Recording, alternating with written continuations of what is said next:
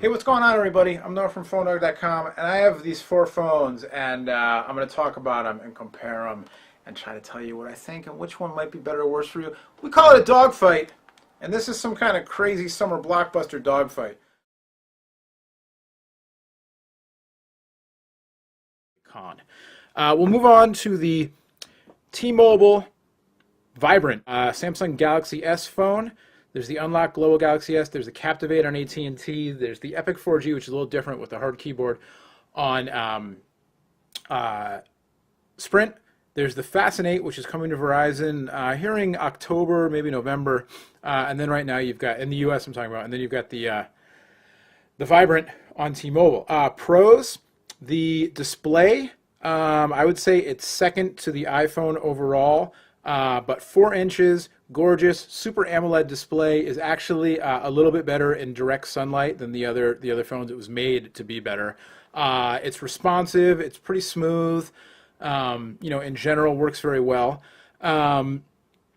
You've got Android. It's Android 2.1, not 2.2 at this point. You've got the Samsung custom skin, the TouchWiz skin, which I personally would prefer just stock Android. But this one actually isn't all that bad. It's certainly a big improvement over previous TouchWiz UIs. Really, it's kind of this grid look. It almost looks like it's trying to ape the iPhone a little more than the other Android phones. But, for what it is, it's fine. I don't have a big problem with it. I know Android purists will, or might, I should say. But it supports live wallpapers, does all that stuff. You've got your notifications bar. You've got all the stuff you'd expect on Android. Other pros from this phone, this is kind of a pro and con thing. Well, a pro on this is on T-Mobile, it's a great value in terms of T-Mobile's. You can get this phone, I've seen it for free on contract not through T-Mobile, but through some of the third-party providers. You can find them online. But then, T-Mobile's service plans, with their, combination of voice and data often work out to be cheaper than AT&T and Verizon for sure, and then cheaper than Evo on Sprint, because with Sprint you have to pay the extra $10 for the premium data fee. We'll talk about that in a second. So definitely a pro is the value you get in this device. Another pro is it's fast. And another pro, which could be a con, is it's very lightweight. And I think the 4-inch display size is the sweet spot for most people between a lot of screen real estate and not being too big. You get a phone like the Droid X, and it's only a little bit bigger, but already, you're looking at a lot bigger than something like the iPhone. And then also the Droid X has this little chin on the back, which for using it is fine. They did a nice job balancing the phone. For pocketability, could be an issue for some people. Whoops, I'm going to break everything. But to me, the 4-inch really hits the sweet spot. Also, the phone is very lightweight, so it kind of just disappears in your pocket. It does have a little bit of a chin at the bottom there, not as much. On the con side, the reason it's so lightweight is because it's very plasticky. And, when you get the haptic feedback going, when the phone vibrates, the whole thing kind of buzzes in your hand. And, so you could look at it either way. You could say, oh, it's nice and lightweight, or you could say it's cheap and plasticky feeling, kind of your call. The Captivate on AT&T, I don't actually like the styling of the Captivate, but it does feel more solid in the hand. 720p video capture on this phone has been pretty good. The camera is fine, not a deal breaker, but not the best camera out there, 5 megapixel. And then you've got some interesting stuff on here. It's got Swipe pre-installed, which is pretty cool. It's not the only one. The screen looks great for when you're, oh, that's not, my link was broken, that right. Screen looks great when you're watching, video clips and that kind of stuff. Supposedly there's a Samsung media store that's going to be opening where you can buy and rent movies, their own kind of, iTunes type thing, but that's not available yet on these phones. Samsung widgets, actually, some of them are kind of cool. The daily briefing thing's kind of cool. The other one's not so much. In general, you've just got the power of Android. Another con, though, similar to the Droid X, is that these are 2.1, not 2.2 out of the box. I think we'll probably see 2.2 on the Droid X before we see it on Captivate, but hopefully we won't have to wait too long for Captivate. The DLNA-based media sharing system on these phones is kind of cool if you have DLNA devices already in your home. And also, you can't forget the sliding USB port cover. Pretty sweet. All right, I'm only half kidding with that. We'll move on to the Evo. And the Evo is a phone that has really lived up to the hype, has a lot going for it. It was the first 4G phone in America, the first kind of giant screen phone with the 4-inch display. In the U.S. we saw the HTC HD2 overseas first, but then this phone hit. And so what you've got right now, it's got Android 2.2 with HTC Sense running over it, but it's the only Android 2.2 phone out of these devices, which does make a difference. You also get, the large screen. It's very responsive. It's got good build quality. The phone is solid in the hand. A little heavier than, you have to look up the specs, I always forget. It feels a little heavier to me than the Droid X does. It's also a little bit wider, so the Droid X is actually a little bit easier to hold if you have smaller hands. And the Evo actually has a few less pixels than the Droid X does. But that being said, it feels very solid. The screen's very, very responsive. If you like HTC Sense, then it's there for you, and it's a nice, they keep refining it, and it brings a lot of extra power. If you like the way it works, brings a lot of extra power to your desktop. It is the only 4G phone out of this bunch. It also has a front-facing camera for video calling. It's got an 8-megapixel camera on the back, dual LED flash, HD video capture. It all performs quite well. Again, I give the nod to iPhone just for image quality still and captured, but the Evo is certainly no slouch. It's got the kickstand, which is a lot less of a gimmick than you might think if you haven't used it.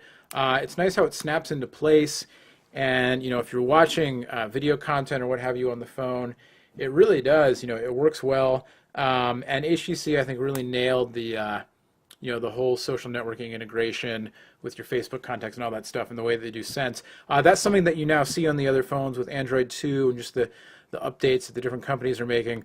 But HTC kind of led the way in that, and I still think they do it very well. And then, of course, you've got the 4G service, which I don't have where I am, so it doesn't matter to me. But if you're in an area where Sprint 4G is lit up, you're going to get faster speeds, although there is, a debate raging between the way Sprint did 4G and the way T-Mobile is doing HSPA Plus. And while this is not an HSPA Plus device, the G2, just announced G2, will be. If you're in HSPA Plus area, you still benefit from faster speeds on the Vibrant. And, it's interesting to look at the actual speeds, actual use cases. It gets very complicated. Point being that, 4G is fast, not always faster than 3.75G, but, generally speaking, faster than 3G on these, except I don't have 4G where I am, so what do I care? The thing about the 4G, though, is you have to pay the $10 a month premium data fee, which Sprint says is not just about 4G, it's about, video calling with Fring and other stuff. But basically, it's paying for 4G whether you're in a 4G area or not. So, I'm just waiting for the 4G to come to the Bay Area. You get the mobile hotspot feature if you want to do that. Another con about the iPhone I forgot to mention is the tethering. There's no mobile hotspot, the whole tethering thing, AT&T limitations, all that kind of stuff. Okay, so mobile hotspot works on 4G, and you've got the front-facing camera if you want to do the Fring video calling or Quick. It's not, the video calling integration is not as seamless on this device as it is on Apple's device, but then again, you can do video calling to more, people and places because it's not closed, just to Apple only. Do a Fring test call. No, I don't want to do that. I don't want to actually call the person but there you can see. Oh, it's just a canned thing. Okay. Hello, you're on YouTube. I like your tank top. And there you go. So you can see it works. So there you go. And in terms of value, the value proposition with Sprint is brought down a little bit because of the $10 a month extra fee you have to pay for the premium data. But in many cases, it still represents a better monthly value than the iPhone on AT&T or the Droid X on Motorola. Another knock on the iPhone on AT&T iPhone 4 is that now with AT&T having changed their data plan offerings, if you're a heavy data user, you're going to pay more because it's not an unlimited data plan anymore. So bear that in mind. So there you go.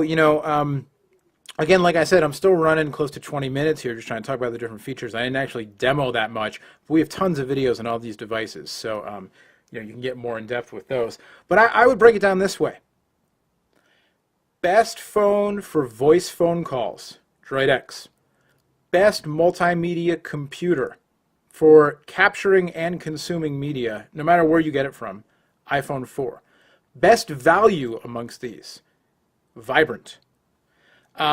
Best device for the hardcore power user, I'm going to go with Evo, because I think the hardcore power user is probably not somebody who identifies themselves as an iPhone person. They probably would identify themselves more as an Android person. And like I said, for everything from the notifications to the widgets to, Google's great, they call it voice actions now in 2.2, but the whole voice system, the built-in nav, all that stuff, power features on Android. And because it's the only phone here that runs 2.2, and then in many other ways it's, equal or slightly better, slightly worse than the Vibrant and the Droid X, the Evo gets the nod. Plus, if you're in a 4G area, you've got the power of 4G behind you, for whatever that's worth. Like I said, the whole 4G versus HSPA plus thing is a sticky issue there. So, in terms of ranking them, it's hard for me to rank, pick one particular winner, because it's so much about what you want out of your phone. If you don't want an iPhone, well, then there you go. Take this one out of the equation. If you know you want an iPhone, well, then take the other three out of the equation. If the best camera possible is what you want the iPhone. If you want the best value, you want a great phone, they're all great phones. You want the best value, depending on your particular needs in terms of number of lines and all that stuff, Vibrant. If you want, a big touchscreen, right, the biggest screen possible, not highest res, but the biggest, then you've got these two. And then, it's just a matter of the form factor and all that kind of stuff. So it really comes down to what you want. They're all great phones. They all have their weaknesses, all of their strengths, like I said. So this is where I turn it over to you. And seriously, I get to test these phones. The review units I have for a short amount of time. But even, I own the iPhone, but I don't use it every day. I switch phones all the time to try out all these different phones. Like I said, Droid 2, Epic 4G, all this other stuff that could be included in here, but it's not. So if you own one of these phones, we want to hear from you. How long have you had it? What do you think of it? Do you regret your decision? Do you think it's great? Is there one, you like it, but there's one thing that's killing you about it? Are you like, dude, where's the Blackberries? Whatever it is, hit us up in the comments. Definitely, if you're, come to the Phone Dog website if you're watching this somewhere else, because we have more information, videos, user comments are hugely important, written reviews, and then you can also get the perspective of our other editors, not just me, because maybe you disagree with me, you want to know what somebody else is. So there you go. 4-way Dogfight. I don't think I've ever done one before. I hope it came out all right. But again, I know I'm repeating myself, say it one more time. Best voice quality and possibly the easiest to type on, Droid X. Best multimedia computer and possibly the easiest to type on, iPhone 4. Best value in a powerhouse phone, Vibrant. Best phone for the hardcore geeky power user, Evo 4G. I hope that helps you somehow. My name is Noah from PhoneDog.com. Thanks for watching. We'll see you next time. Bye-bye.